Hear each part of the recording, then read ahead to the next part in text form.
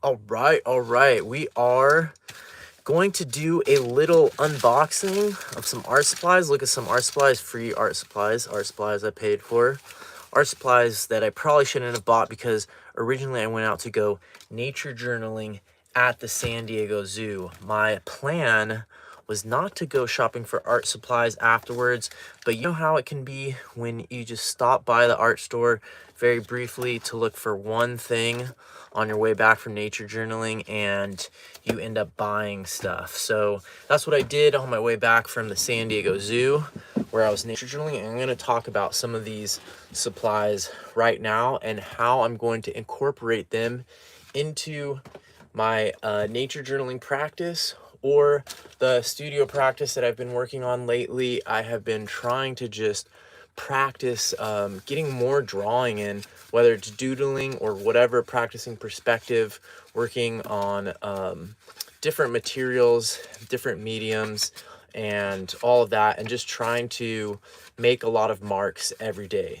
So of course, when you're doing that, it's easy to accumulate supplies, but as many of you know, I got rid of a ton of supplies about a year ago before I went on the road with the Nature Journal show and traveled and moved out of the place where I had been living for 10 whole years. So I had accumulated some art supplies at that time, and I've gotten rid of them up until the point where most of them could fit into this bag right here. I must admit that some people, I have some friends who are taking care of some of my art supplies, or that I donated art supplies or books to.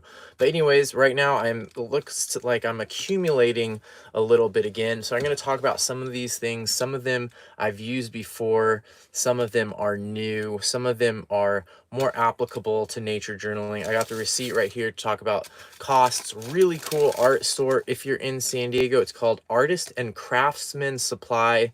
It's in, I guess this is considered Hillcrest.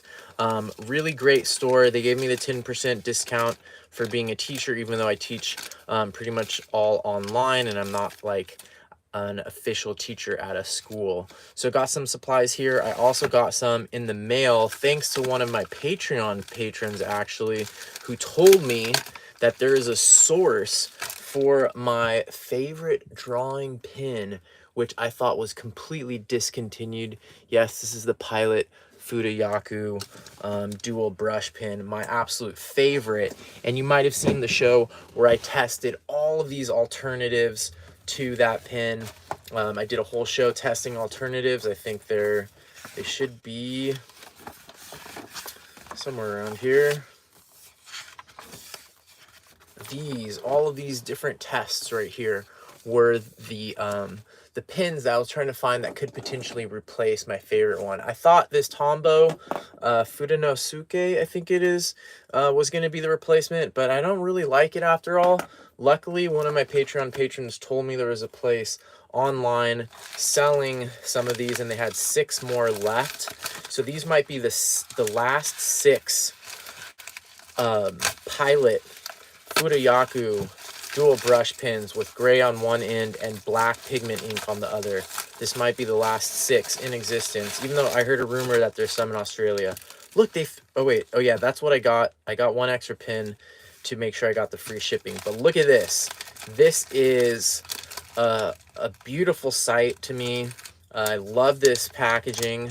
Nothing I can read on here except for the word Pilot, but that's my own fault. I should learn Japanese. That'd be really cool. And look at this. I love these pins. The Pilot Fudayaku dual brush pin with gray on one side. What a wonderful gray too. Good line variation on the gray end. And just look at that. That color, one of the things I realized is one of the things that I like about this, and none of the replacements had a color quite that I liked. Here's an example of a gray. This is called the like zebra line or something. Look at this gray, almost has like a yellow in it. I don't know if it really shows up on the screen there, but that is not the color I want. Plus this doesn't have a lot of the other features that I need. This one, the closest replacement, it has more of a blue. It's also darker value, or at least it looks so now. Let me make sure I know the difference there. But look at that. there's some good stuff about this, I must say, but there's some things that I do not like as much about this Tombow. And I thought that was going to be my replacement until I found out there was still 6 more of these in existence. So I got to save these for something special. That is from this company in the is that Maryland? I guess that's Maryland. J Stationery. Thanks to my Patreon patron fan, I always get so much value and so many good tips from my fans and my Patreon members. It's amazing. There's some really great people supporting me on Patreon. It's really fun to learn what some of those other people are up to. And let's see what else here. So let's get into these. Actually, I'm not going to work with the brushes quite yet, but let's talk about this right here. This is an amazing tool. I used to play around with one of these fairly often, and I gave it up when I pared down my kit before my trip to the Galapagos and the Amazon, because like I said, I wanted to be able to carry everything in this one shoulder bag. You've seen me talk about that shoulder bag. You've probably seen some of the videos where I prepare for that trip. But this did not make the cut, because usually what I'm doing is I would be using a drawing pen such as this, right? So I can do this gray, and I also have the black end. The black end is dried out already. But I didn't have any actual brush pins with actual bristles, and that's what this one is. One of my reasons not to take these kind of pins on the plane is I have had these leak. I had a Kuretake brand pigment based brush pin leak in Quito, Ecuador, and it was just like bubbling out, and it created this huge mess. So I'm a little bit paranoid about taking these on the plane. But now that I'm stationary in San Diego, at least for a little bit here, a couple weeks right now, I decided this would be really fun to get. And I think you might have to take this red thing out of there. Can't remember if that's how that works. These are really cool. You can see the bristles. There's actual bristles on this. Unlike these, even though these are called brush pins, these are basically just a felt tip here on these ones, and these ones are actual bristles. So let's get the ink coming out, and while I'm doing that, should open a beverage here. So I was trying to remember. I think it's possible that on this one you have to pull this red thing off of here, and then that allows you to tighten this down more, and that penetrates into this cartridge, which I think these technically are replaceable.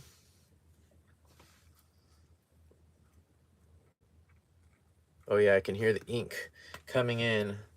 I should get like an ASMR, some type of ASMR microphone for this kind of thing.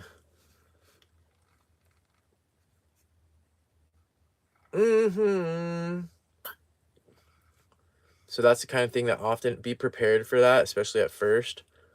But this is such a great color. This paper is not the best for holding large swaths of this kind of ink. You can get line variation. For me, it's a little bit harder on my wrist to, for example, write with these compared to writing with a nib type brush pen. But you can definitely do lettering. I do lettering with these. Could be a fast way to get titles into your nature journal. It's also a fast way to get borders on pages.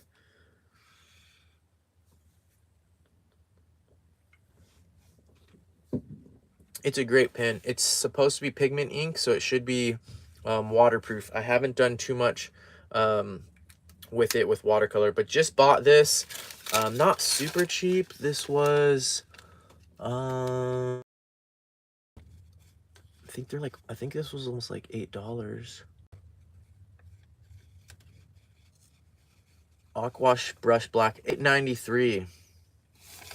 So not a super cheap pen. I think you can get replacements for this, but these things are really fun. If you've never used one, try it. You can draw with it if you're a very precise artist that always works with like really sharp, really pale mechanical pencils, this could be a really good thing for you to practice. Here's a drawing that I did with it. It forces you to focus on value more, and it also forces you to be a little bit more accepting of your exploratory lines, and not worry so much about getting everything right and then like erasing things, for example. So it's a really good pen. If you're afraid of ink, this could be a good one to try. I really like them, and I'm glad that I just bought a new one because I found it in my old supplies and it was really fun. I did some drawings the other day. Let me show, where's that other one? If you watch my YouTube stories, you might have seen tidbits of this. But for example, where is it? Oh, maybe it's in the other one.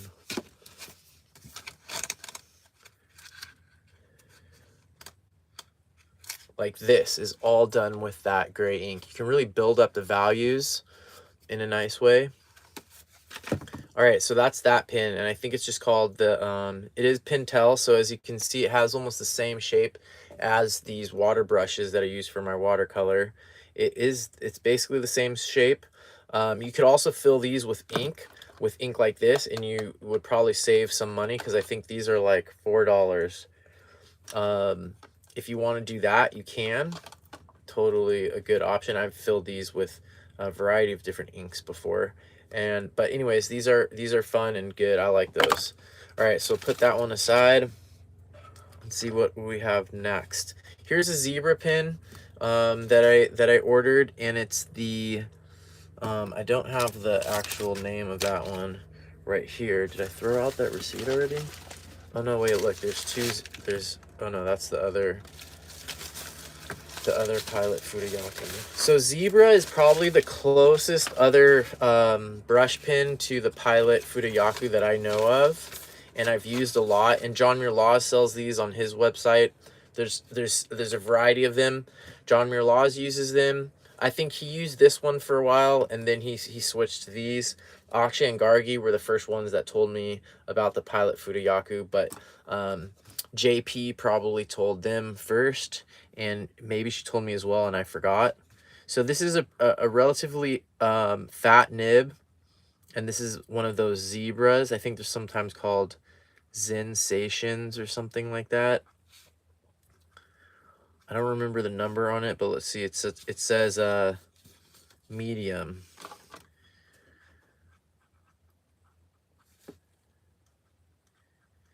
The tip behaves quite a bit differently from the Pilot style tip. So for example, I think I like this better. Pilot has these ones. Oh, not that one. Pilot has ones that are fatter on one end and thinner on the other end instead of having one end gray. So here's another dual-sided Pilot pen, and the nib on this one is equivalent in size, I think, to the Zebra. But there's something different about this one, and I think I actually like it better. It is more gradual and sort of more soft. Maybe it gets wasted faster. I'm not sure. It is pretty much run out already. And then this is the new Zebra. Can put down some good blacks, a lot of black, but I think this one's a little bit does a better job of putting down a lot of black, even though it's dried out now. So it's a decent pen if you want to experiment drawing with pens. I feel like this type of nib is also fine for writing. I use these a lot. I also do, bubble letters, even small bubble letters where I have to just do a little black dot for the.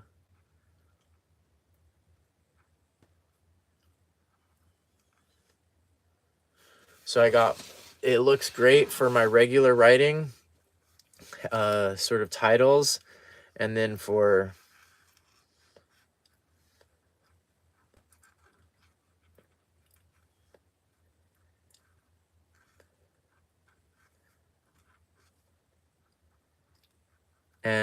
drawings, you can get a variety of line quality.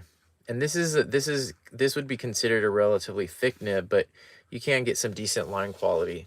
So these are the types of pins, this general category of brush pins, that I really use as my workhorse. I guess it would be possible to use one of those brush pins that actually has bristles in it, like the one we were just looking at. But for me, I can't do as much writing. I'll show you what the writing looks like.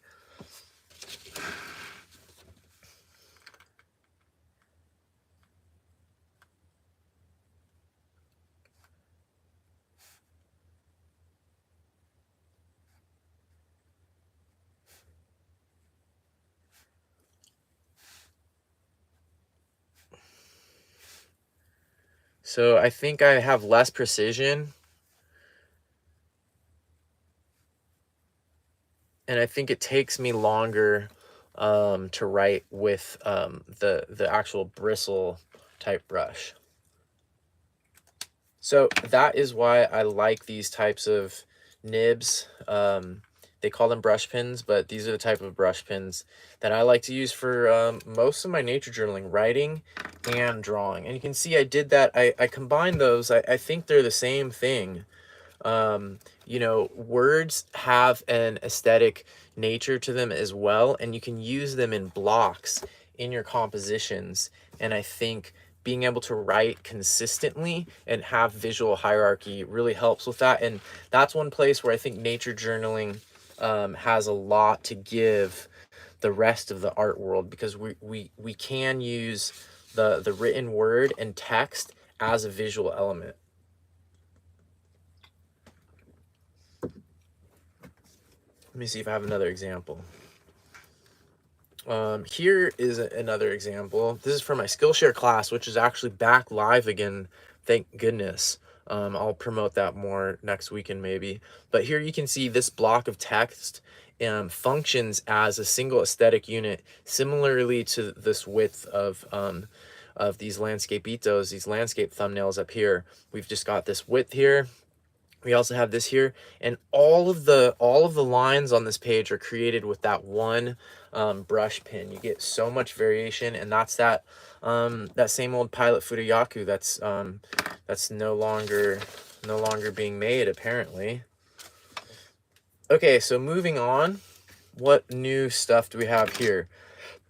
Let's look at this. So I used to have this in my pretty much in my everyday art supply setup, and this is the Uniball Signo. So if you're a nature journaler and you watch John Muir Law's videos, you probably have the white version of this for your opaque white, and that is a great option, especially because you could try so many different, there's so many different gel pens that have a white that you could try. There's so many different ones. You could spend a long time trying to find one that's actually good. But luckily, John Muir Laws has done a lot of that work for us already. So like this Uniball Signo is the one that works the best from all of the ones I unfortunately wasted a bunch of money trying different ones before I found these or heard him recommending them. There's still issues with this, of course. It's not going to be as sophisticated looking as if you reserved your whites when you did your watercolor and were an actual purist. It might not match the white of your paper, things like that. But consistency wise, it's pretty good. It doesn't, they don't usually go bad too quickly. And I used to keep a gold one. So I do, I haven't been doing it every day lately, but historically I have done a mindfulness journaling practice and some sort of like planning type stuff, either in my same big journal or in a smaller like bullet journal type thing like this. And what I was doing for a long time is I was using this gold Uniball Signo, so same as this white one that we use for eyes and stuff like that, but there's this gold one. And so I hadn't had one of these in a long time. I bought them off of Amazon, and there was a while where it was like they weren't working right or they were being finicky. The gold ink wasn't looking good. But I used to use this for my date every day, and it looked really, really cool. So let's see how this looks now. It's looking pretty good. Oh, it's really nice. Let's put it over this. That is a beautiful, beautiful thing. There's something about gold ink, opaque gold ink.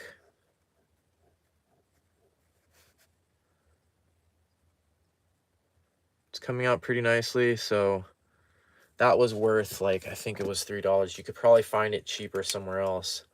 That's the Uniball Signo Broad. So it's the same as this one, but instead of white, it is gold. Really nice. You can see, you can't see too much of the reflection there, but as I tilt it a little bit, you can. Really great. Highly recommend that.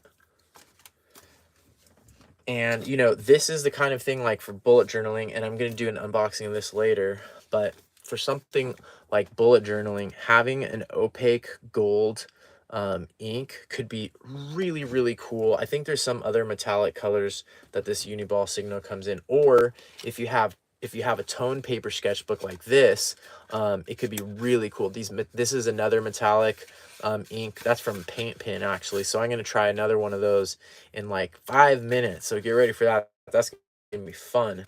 But look at this gold. Just think of what we could do with this gold ink on tone paper. This is, of course, Stillman and Byrne Nova series. You can even get one that has 3 different colors. It has the black, it has the beige, and it has this gray. But having something, I think one of the weird things is that from one angle, this ink is the same value as the gray paper, but then from another angle, it suddenly becomes, see, and then look, in that angle to the camera, it looks darker than this paper, and that, oh, maybe that one, it looks, inks can have on tone paper because they actually change their value depending on how the light is hitting them. And, you know, one of the main factors of composition is figuring out how the values are going to work in relationship. So anyways, that's this. It could be used in nature journaling. I don't recommend it for like, oh, look, that beetle is a gold color and I'm just going to put like gold gel pen on my beetle drawing, or like on my, you know, unless you're drawing some fantastical creatures or using like a very impressionist technique, I wouldn't really use metallic inks in my drawing of a natural subject. Am I sounding snobby? Anyways, it would be good for a lot of other things. So I'm gonna, you know, recommend it. It's fun, and I think it's important. If all you do is nature journaling and natural history kind of illustration, I think that it can be really liberating and really supplement your practice if you do a little bit of other kind of playful drawing and sketching, and maybe drawing from imagination as well. Okay, so next thing in line is this eraser. I haven't had this exact one before, but I have had the other Tombow. So Tombow is the company, and the erasers are called Mono Zero, and I think there's another Mono, excuse me. And this one has like a rectangular tip. The one I had before was the really small round tip. So the basic idea is it's a mechanical eraser, and it is very fine, so you can get really precise erasures. This used to be in my main nature journaling kit, the small round version of this at least, but hopefully that noise wasn't terrible. Oh, it's one of those tools where in your hand it feels good. Some thought went into the user experience of this design, and it feels a little short to me, but no worries. So I used to carry one of these mono erasers by Tombow in my kit. So if here I have a variety of mono eraser in there.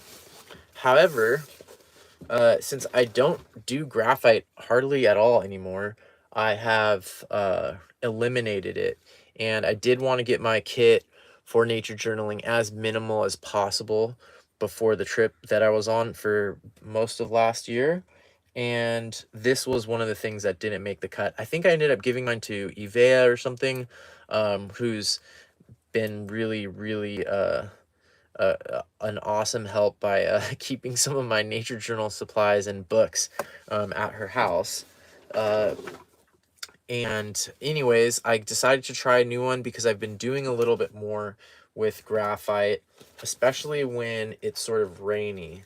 So I do want to play around with graphite a little bit. And this eraser right here, you can see I did this all with the pencil that I like for graphite. And that one is the Prismacolor Ebony. Prismacolor Ebony, it is really great. Jet black, extra smooth. Anyways, this is what I use when it's raining on my Write in the Rain paper. Let's see if I have that sketchbook here.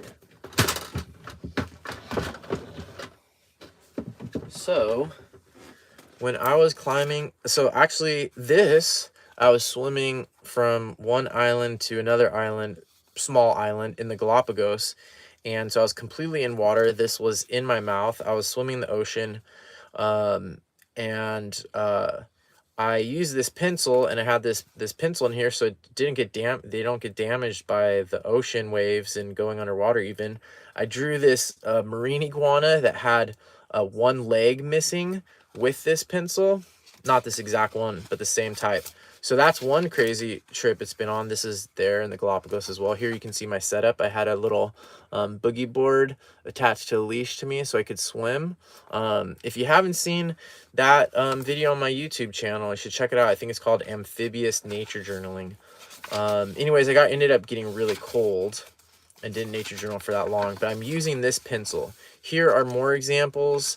These are from High in the Canopy in Panama, nature journaling up in the canopy of the rainforest on a wet day and using this ebony pencil once again. What I didn't have on either of those trips was a fine point eraser such as this one. If I had had this mono eraser right here, this Tombow Mono Zero, I would have been able to put in these highlights so much better and basically draw with this. So this is the cool thing about graphite, is you can draw negatively. And what that means is if you started, for example, with a completely dark block such as this, and this is one of the main weaknesses of watercolor, is you can't draw opaque, pale things on top of dark things. You have to work from light to dark. But with graphite, I can put this really dark thing back here and then check out what I can do with this little Tombow eraser. And different pencils are going to be, some will be easier to erase than others. This Prismacolor Ebony can actually be rather hard, at least getting it back to pure white. And that's dependent on the paper as well. Some paper is made for this kind of graphite back and forth erasing, making it dark again. You can do it with charcoal as well. Some charcoal lifts very easily, but you can still get the idea that I was able to draw in some pale shapes on top of dark with this eraser. And it is, you have to buy these refillable pieces, but if you work a lot with graphite, I think that having one of these things is essential. If you're a perfectionist, you're going to love this thing. And when it comes time to, cleaning up the edges of things, you can obviously use it for that. I decided to get the rectangular one because I have a broad end for erasing larger areas, but I can still get a pretty fine tip, but it also comes in a round one. So I bit the bullet and decided to buy this one as well. And I'll talk about one other eraser here because I had a guest on the Nature Journal show recommend it, so I wanted to bring it back up in case people hadn't seen or weren't familiar with how these kneaded erasers work. Obviously there's lots of puns you can make about whether or not you require this type of eraser, and they're also good if you're fidgeting. Some people are really, if you're sensitive to smells like me, maybe you're not like it, or the smell might bother you. But I'm pretty sensitive to smells, and this stuff doesn't bother me too much. I've heard some people actually really like it. Ooh, this plastic was packaging was really not, it's not peeling off very easy at all. That is terrible. The last time I bought one of these, it was in Ecuador, and it was a brand, I can't remember which brand right now, but it comes inside of a little carrying case, which is really nice because if you keep this somewhere outside of a carrying case, it's going to get full of lint and little pieces of grit or sand or seeds or hairs or all kinds of stuff can end up in here. And you don't want that because some of those things will actually scratch your paper. So when they're cold, they're a little bit harder to work. But one of the benefits of these is you can take out your anxious energy on one of these kneaded erasers. And this one I think is just Prismacolor brand. Not very good, but it was the cheapest one they had at the store. And they didn't have the one in the little carrying cases, which I like. In my recent interview with Emily, for Emily Wallace from Emily's Nature Journals, she recommended this as a beginner for beginners, which was interesting because I usually don't think of this as something that beginners need, but it has its uses. Once I learned how to use these, I sort of gave up the nuclear option, which is like the big huge white erasers. I don't know if I even have one anymore, but you know what I'm talking about. This, you can do a lot more different things. So one thing you could do is you could almost replace this eraser, the fine tipped eraser, because you can mold the edge of this into a really, really sharp edge. Look at how sharp that edge is, and you can actually create erase lines with that fine of an edge. Look at that. So this thing has a lot of uses that way. The other thing you can do, and this is especially if you put down watercolor on top of graphite, you can often come in and just push this down onto the paper and pick up lines. And what you'll notice is you actually see the straight line completely came onto here, transferred onto there. So it's really cool. It's actually lifting the graphite off of so you can kind of use it in a lot more painterly ways. Compared to this, it's hard to use this in painterly ways. So if you're going to be using an eraser as a negative drawing tool, which is one of the most amazing things you can do with charcoal and with graphite, then you should have a kneaded eraser, because a kneaded eraser is just going to give you a lot more ability to finesse that negative drawing with the eraser, with the white. And there's certain shapes like this aloe right here. I bet if I spent half a day drawing this aloe, this is at the zoo, helicopter flying by.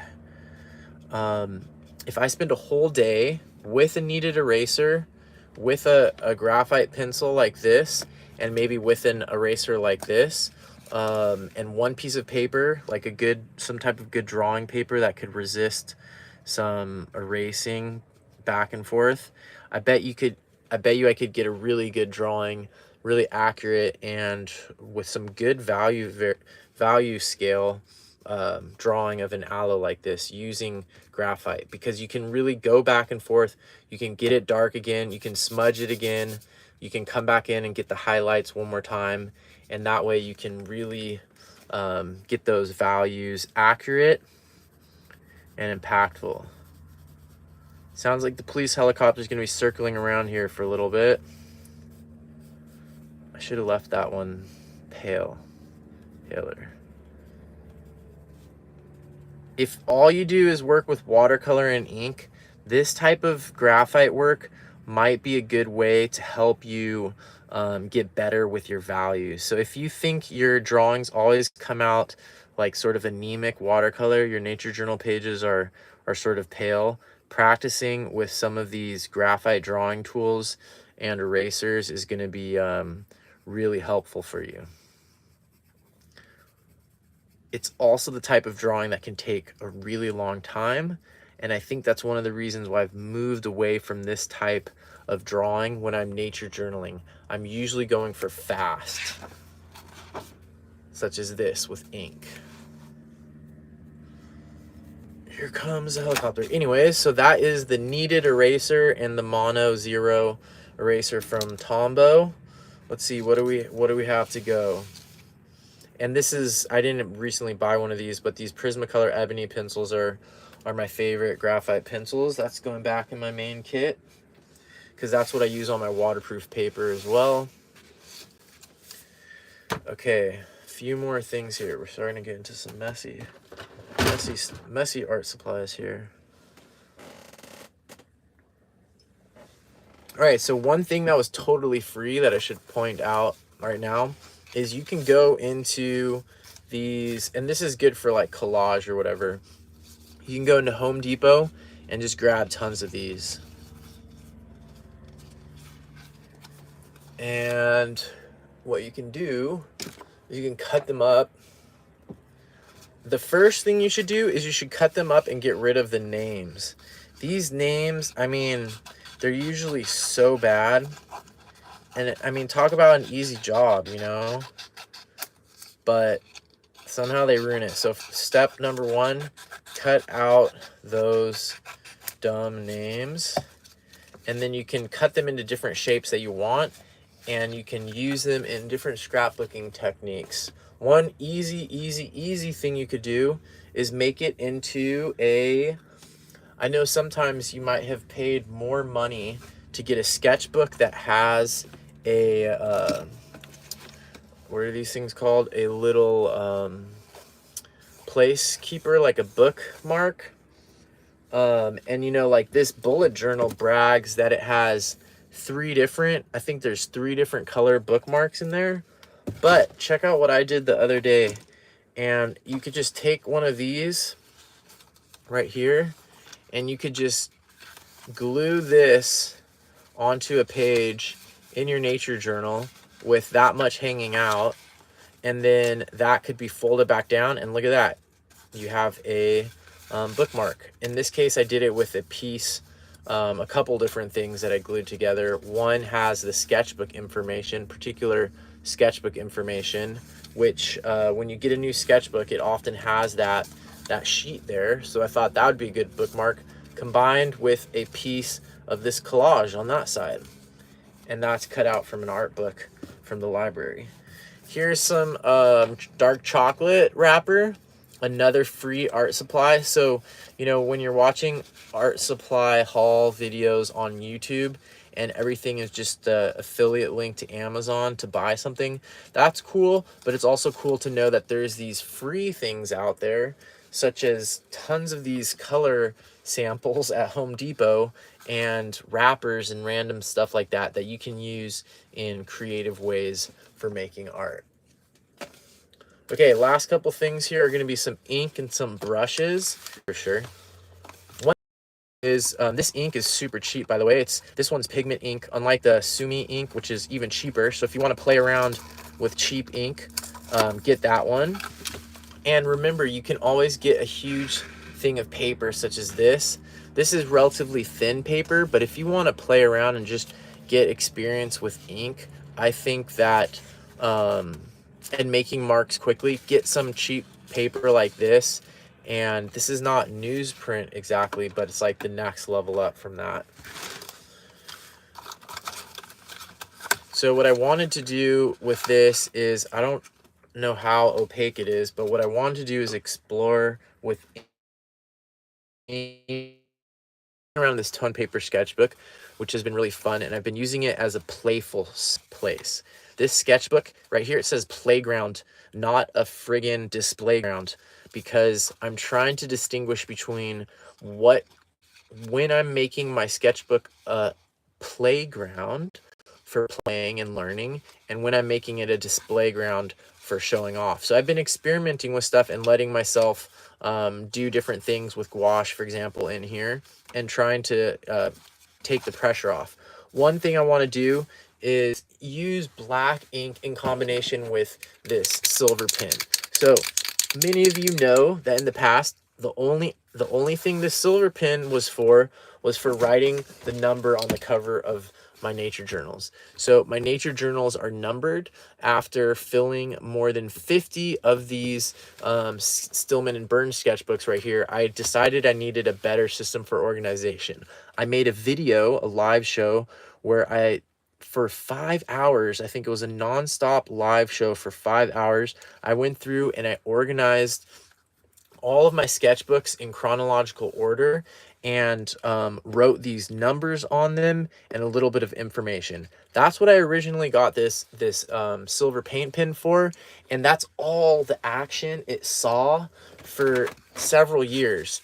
Fast forward to recently, and I started playing with it a little bit more while looking at some of this Gustav Klimt stuff. Obviously, I'm copying majorly from Gustav Klimt, the painter.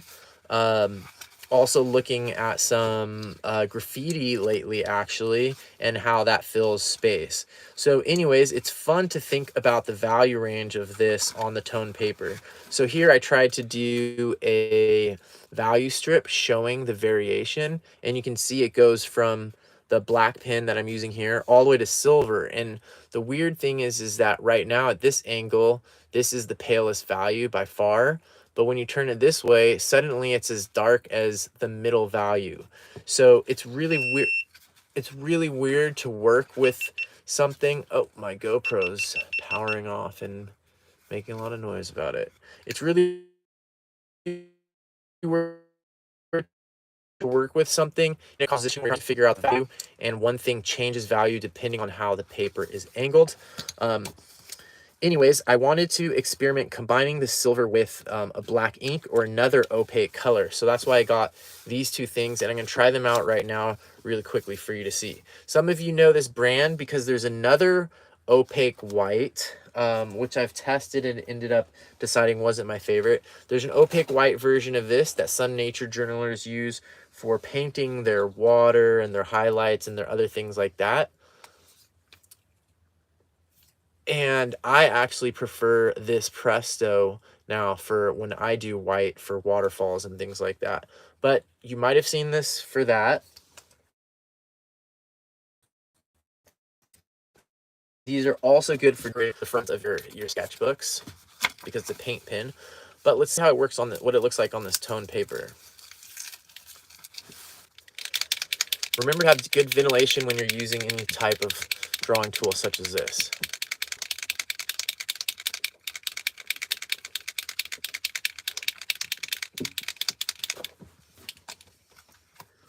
They also need to be primed.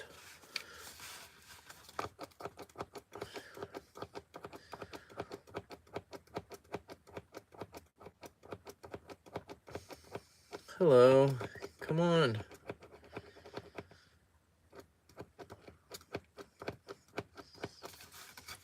It's not coming.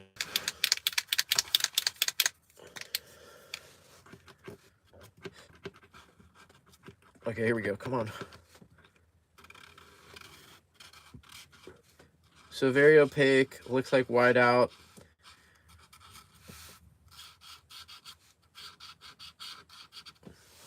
Fun color. Let's see what it looks like on the toned paper.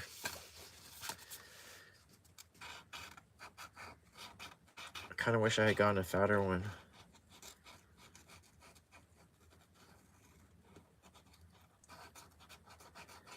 So this definitely wouldn't make it into a minimalist nature journaling kit, and it might not be something that you can use in your nature journaling at all, except for maybe putting it on the cover of your sketchbook. But I think sometimes, like I said before, it can be good to try something that seems exactly like the opposite of the materials that you usually use and see what happens. You're going to make mistakes.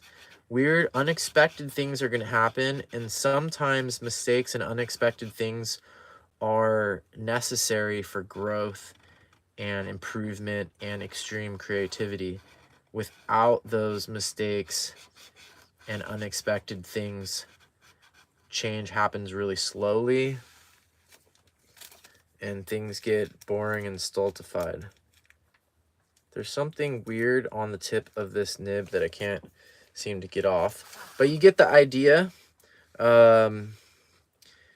It's good for the covers of your sketchbook and experimenting with value. If you have toned paper, it could be a really good way to experiment with value and just get a better understanding of value. Having maybe a white one in your kit could be a good way to put in those ocean scenes or waterfalls or things like that. And maybe if you could get a good color that could be a sky, you could draw your sky in, which would allow you to do sky holes in between trees, which is super important. I think I did something experimenting with that. One of the really hard things about watercolor trees is you can't always get the shapes right. Your brain is over patterning some of these openings and holes when you reserve the whites painting a tree's canopy. But if you can draw or paint negatively, like we did with the eraser earlier, and the way we just did, or we could do with an opaque tool such as this, that sometimes can help you get the canopy of a tree in a more convincing way, or at least increase some of the randomness that's actually there. So that's that. Let's see what the black ink looks like, and I'm gonna probably need to get something to put it into so I don't create a huge mess. I used to do way more messy art stuff like this, and one time I actually spilled, I think, almost a whole one of these on the hardwood floor where I used to live. Hey, you didn't know, but that's the secret reason why I moved out of the apartment that I lived in for 10 years. No, just kidding. I actually spilled a whole container of ink like this on the floor, and I was supposed to be meeting my landlady in 20 minutes. I was able to get it up with off of the floor quickly enough so it didn't cause any permanent damage, but it was scary, and if that had been carpet, it would have been bad. So I'm going to try not to do that right now. Even though some of you at home are probably hoping that I do. It seems like videos where people mess things up end up getting more views than videos where people do everything perfectly. All right, so this is Higgins. It's pretty cheap. I think I've used it a little bit before. I think Eve actually put some of this into the potential traveling ink kit for the Nature Journal Show Patreon members, so that people who are Patreon members can try out the kit and then see what brush I can use for this. I'm gonna go ahead and use one of these, but what I really want to see is if this will work as an opaque tool with these other opaque tools in this sketchbook. Like I could have done that because I've been using, I think part of the reason why I killed this pen so fast, I think this thing only lived for like 2 weeks, maybe less, is because I was doing stuff like this. Look how much ink I put down. And yeah, that's part of the reason why it's great to have a fat nib like that. But, you know, how many times do you want to throw, you know, like if I go through one of these every 2 weeks, that's a lot of plastic I'm throwing in the dump. So if I can just buy a thing like of ink like this and figure out a way to not, you know, use a pen. Something was going wrong with the internet. Hopefully I wasn't cussing too much. All right, so it doesn't look very strong, so I'm gonna pour a lot more of that.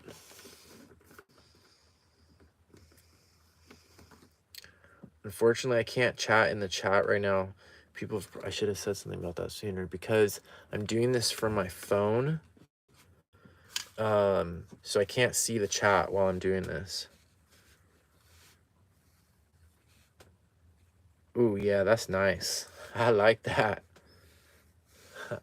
I just like to be able to put down a lot of black really quickly.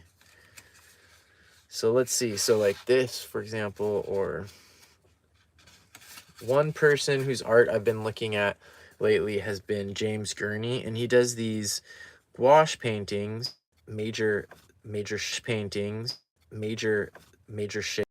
This is a brush, a squarish brush, sort of like this one. That's probably not a technical term. That's why I was hesitating to say squarish. James Gurney is a illustrator and author, I think, of those books, Dinotopia. When I was a kid, those books were amazing. But he also does all these plein air sort of urban sketching and landscape painting videos, often with gouache. And I've been trying to watch and the gouache thing still sort of eludes me. I haven't really given it a real focused attempt yet, but so far I haven't really quite gotten it. And I'm hoping to, you know, watching a few of his videos and experimenting a little bit, see what I can learn from it. I don't know if it's gonna, it seems to me like it's not as easy in the field and in the challenging situations I'm often in as watercolor can be, but I do want to at least give it a fair try, you know, before I make that decision. You can see that working with, you know, if I had like 3 cups here, one with pure water, one with dirty water, and one with pure ink, I could get a lot of line variation and learn a lot just working with black and white. And like if I did a ton of landscape itos in this way with this size brush with just ink wash instead of watercolor, I bet you I would learn a lot of stuff that I wouldn't learn just from doing my current landscape ito process. So especially if you're not great at values, I think actually experimenting, probably from home, I probably wouldn't use something like this in the field, but if you are at home, and maybe I'll do this in a future class, sort of like a Skillshare class or something more in depth. But if you're at home working from photos, you could learn, so I think you could really level up your landscape painting and your watercolors in general by working with something like this. This is like a cheap acrylic brush. I think this one is one of the cheapest, so it's we're talking less than $5. This ink is super cheap as well, and this is basically like butcher paper here, but you can do a lot of experimentation and learn a lot about value with just a thing of ink and a couple cheap brushes, or like these watercolor brushes. Actually, this isn't even a watercolor brush. This is like the really cheap ones made in Indonesia, which copy the cheap Sumi ones, which are made in China. And then all of these ones were like even cheaper, these plastic ones. But you can learn a lot from this before you go to watercolor. And I really do think, you know, John Laws has said it before, but the value does all the work and color gets all the credit. So let's try these last couple of brushes here and see how those work before my phone runs out of batteries. And what I should have is a little teacup with water here.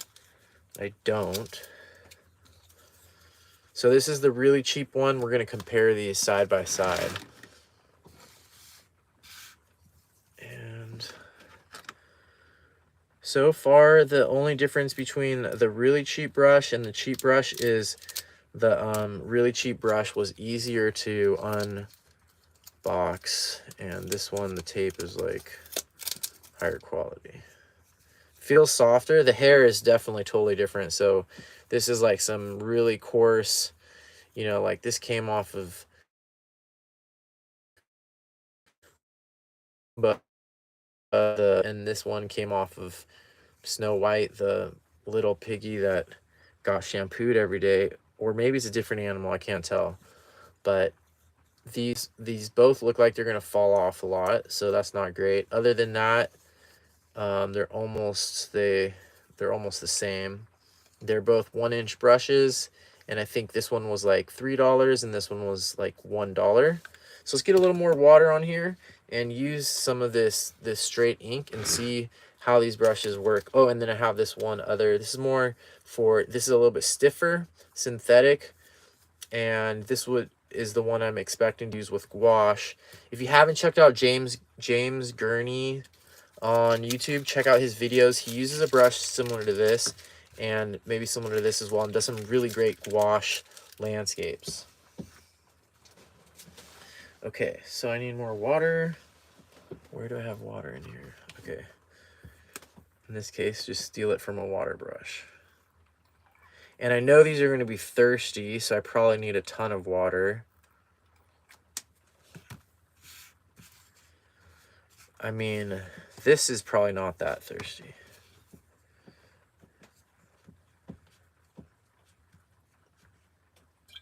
Oh no, I'm off camera.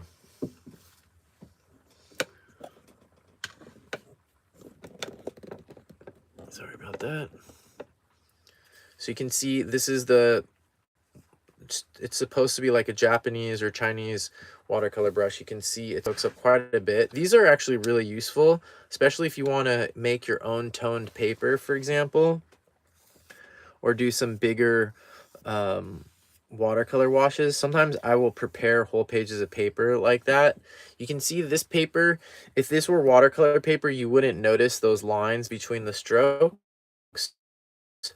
But I think it's still a pretty good brush for watercolor if you want to do huge things of watercolor. And for the cost of them, this type of brush, and I forget there's another name for this. Let's see what it says here. They're really useful. You should have a 1-inch brush like that, and it's like $2. Let's see. This one was no, I don't think it's that one.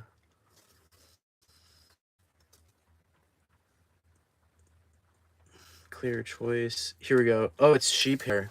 So this one is a hake brush. Yasutomo hake brush. So I think that's a Japanese name, even though it's made in China. So I think maybe these are used for calligraphy or some type of, sorry, I'm ignorant about Japanese art forms, but it says hake Yasutomo brush, 1 inch. And it was only $2.88. So a fine brush for, you know, some ink draw or watercolor, like especially if you want to do a whole page like pre-painting a background on it. I've done that before, and you can create your own tone paper that way as well. And I would definitely use a brush like this for that. And I would use this cheap one as well. I bet we'll get more of a variation in the line quality with this one. So if you want to get some sort of dry brush actual technique, or you want to play with texture, maybe if you're a perfectionist and you don't like seeing lines at all, this could be a good tool for you. I'm also planning on using this for applying Mod Podge, for example.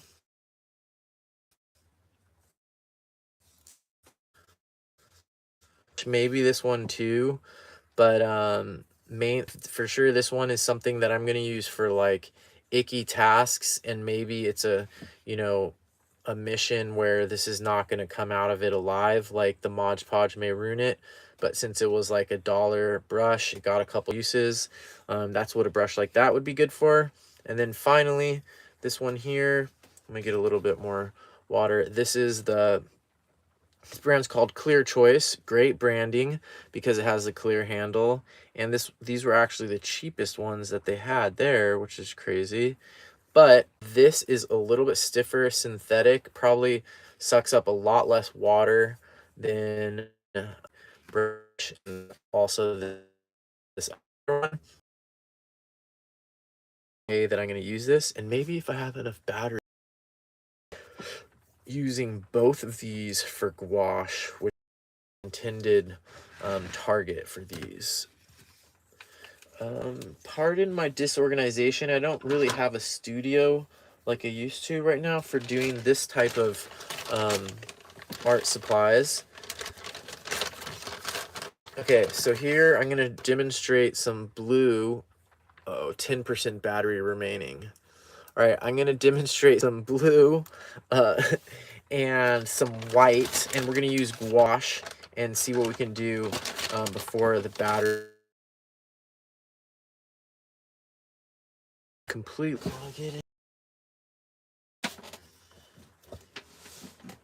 Oh, I'm probably going to get copyright infringement for singing that song. Okay. Bear with me as I get electricity. Some people in the state of California are without electricity right now.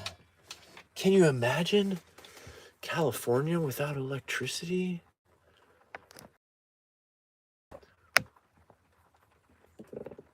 Will it charge? That's the next question.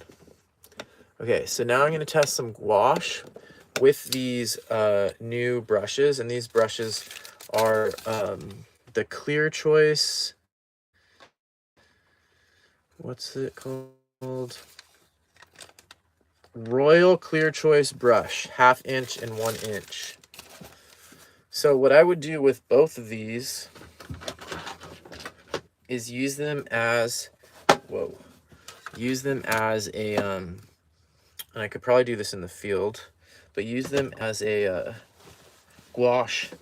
Use them for painting gouache. Here you can see a couple different types of gouache. I've got regular gouache, whole bean. I think I based this off of Liz Clayton Fuller's recommendations. I interviewed her. She does some amazing gouache work. And then I also have the whole bean acrylic gouache. So this functions basically the same as acrylic paints, but it is so you use that, you have to wash everything out completely because it dries, and it's like plastic when it dries. And previous layers aren't workable, whereas regular gouache, similar to watercolor, previous layers are workable. So if you come in and you start messing around with it, that previous layer is going to come up, unlike acrylics and acrylic gouache that stay down. So without getting too much into that, I'm just going to mix a little bit of this on my palette. And this isn't the right way to mix these either. You should have a palette probably just for mixing and a palette just for storing. Internet connection issues. All right, let's see here. So now I probably just need a little bit of water over here. I probably need a huge thing of water and a huge paper towel, but I don't really have that set up,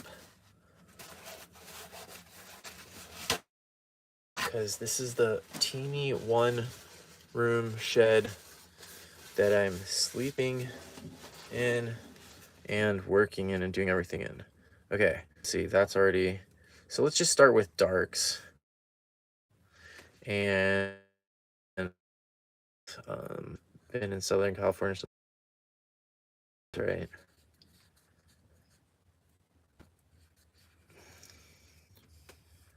But what I want to do is emulate his way of just blocking in, like pretend like this is all the same kind of darkness here.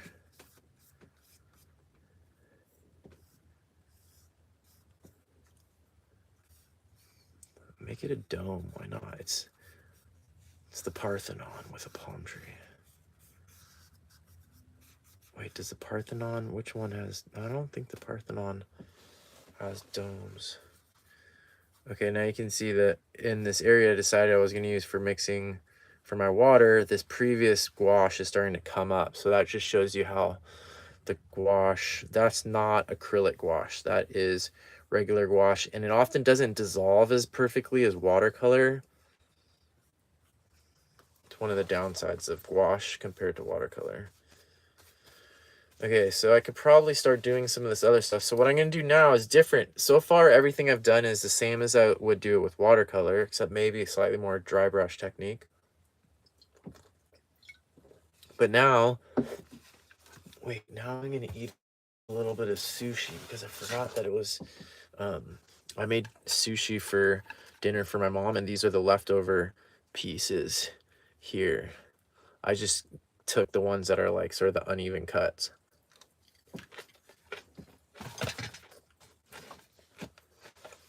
Mmm.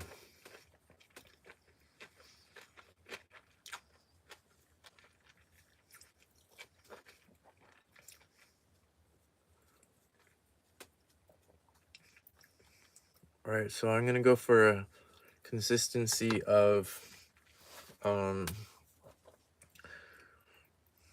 not wasabi, but thick whipping cream, heavy whipping cream. And that blue doesn't look right. It's too dark. It's too saturated.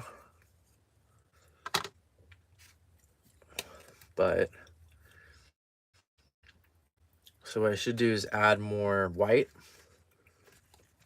But let's see, I'm gonna try something. So I'm gonna use this huge brush. This is one of the new brushes that I just bought today. I haven't used a brush like this in so long. I've only been using those size large Aquash, Pentel Aquash water brushes for the last like year or more.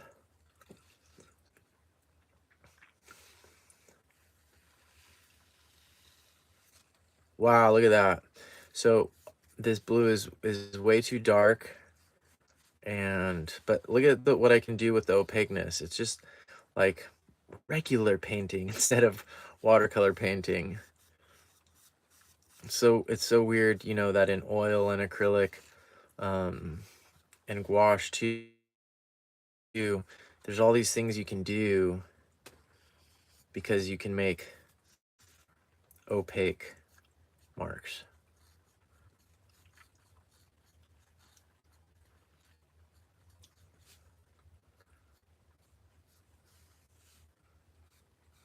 So what I'm gonna do is I'm gonna embrace the errors or imperfections, and I'm gonna work on the values though. So unlike with my watercolors, I wouldn't be able to do that. So you can see these are like sky holes in trees. Sky holes are a huge thing. I've spent not thousands of hours, but maybe hundreds of hours looking at and thinking about sky holes in trees.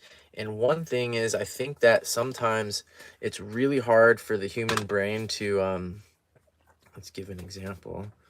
It's really hard for the human brain to draw a tree canopy like this and accurately get these openings here. Like already, once I start drawing them and thinking about them, I over patterned them. Look at how I made 3 that are almost exactly the same size. But for some reason, I think it's actually these sky holes that in this case, I'm painting positively the same way I would with watercolor. I'm making dark marks on top of lighter marks and leaving negative space in some places even. But if I have an opaque option, I could paint those sky holes in instead of painting around them. And I think that sometimes you can get a more realistic sky hole situation when you're painting the negative spaces instead of painting around the negative spaces. So I think that's one of the main things I'm interested in about gouache. It's sort of the dark side of the force. It offers you some, you might call some of them, and some people in watercolor think that it's evil or something. Okay, so let's get a bunch of this white. The classic thing to do is to keep mixing white into something and keep wasting more and more white and not lowering the color enough. What you should do is you should take the blue, in a small amount of blue, into another area and add white to it there, or else you just end up wasting all of your white. With gouache, but also with acrylic, I don't know, I can't speak to oils, but you want to buy a huge thing of white and all of your other things in small colors, because you're going to use way more white. And you need to, because you need to adjust for value, and adjusting for value, what a lot of people don't know, what a lot of people don't know right away, and what is often a real good clue of you know, someone who hasn't really get enough time to learn, is if they don't manage their values. And you can tell that they're just kind of going bonkers on trying a bunch of different colors. I should have waited for that to dry a little bit more there. They're going bonkers trying all these different colors, but they're not controlling their values. And straight out of the tube, all those different colors that you can get, those if you just take them at the value that they come at, you're not really in control of your painting.